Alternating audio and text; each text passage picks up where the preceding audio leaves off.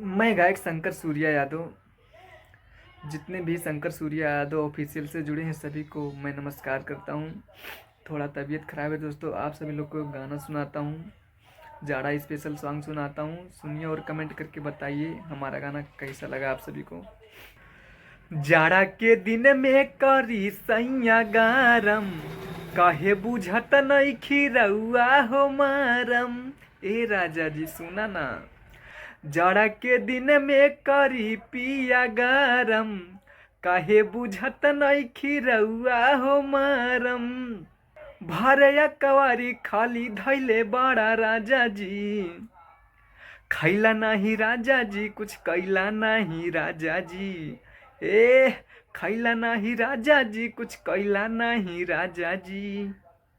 सैया रतिया में हमके जगावेला, कौची कमी बनाही बतावेला।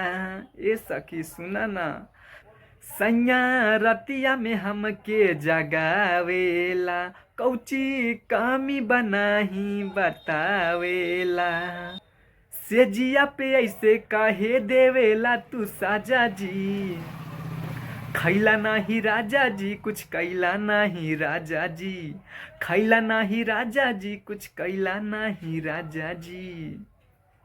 कमन मरल समतिया सवतिया हो, नहीं सुनेला राजा जी बतिया हो। कमन मरल समतिया सवतिया हो, नहीं सुनेला राजा जी बतिया हो। शंकर सरवन खाली धरेला तू पाजा जी, शंकर सरवन खाली धरेला तू पाजा जी। खैला नाही राजा जी कुछ कैला नाही राजा जी। खैला नाही राजा जी कुछ कैला नाही राजा जी।